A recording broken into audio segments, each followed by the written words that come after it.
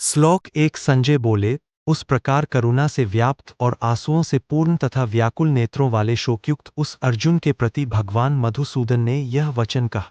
श्लोक दो श्री भगवान बोले, हे अर्जुन, तुझे इस असमय में यह मोह किस हेतु से प्राप्त हुआ, क्योंकि न तो यह श्रेष्ठ पुरुषों द्वारा आचरित है, न स्वर्ग को देने वाला है और न कीर्ति को करने वाला ही है।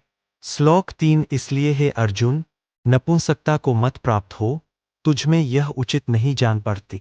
हे परंतप, हृदय की तुच्छ दुर्बलता को त्याग कर युद्ध के लिए खड़ा हो जा।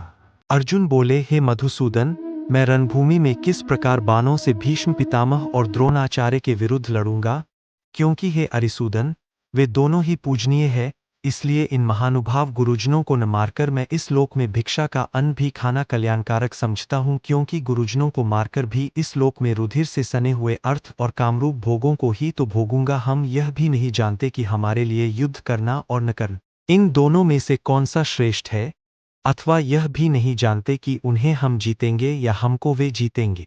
और जिनको मारकर हम जीना भी नहीं चाहते, वे ही हमारे आत्मीय धृतराष्ट्र के पुत्र हमारे मुकाबले में खड़े हैं।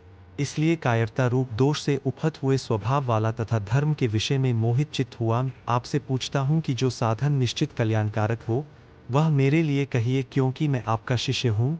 इसलिए आपके शरण हुए मुझको शिक्षा दीजिए, क्योंकि भूमि में निष्कंटक धन धान्य संपन्न राज्य को और देवताओं के स्वामीपने को प्राप्त होकर भी उस उपाय को नहीं देखता हूँ जो मेरी इंद्रियों के सुखाने वाले शोक को दूर कर सके।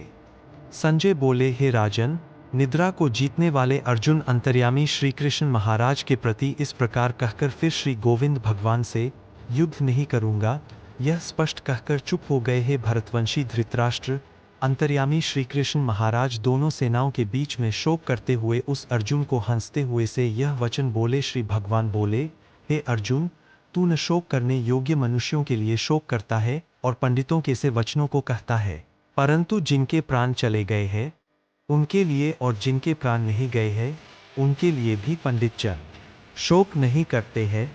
प्रभु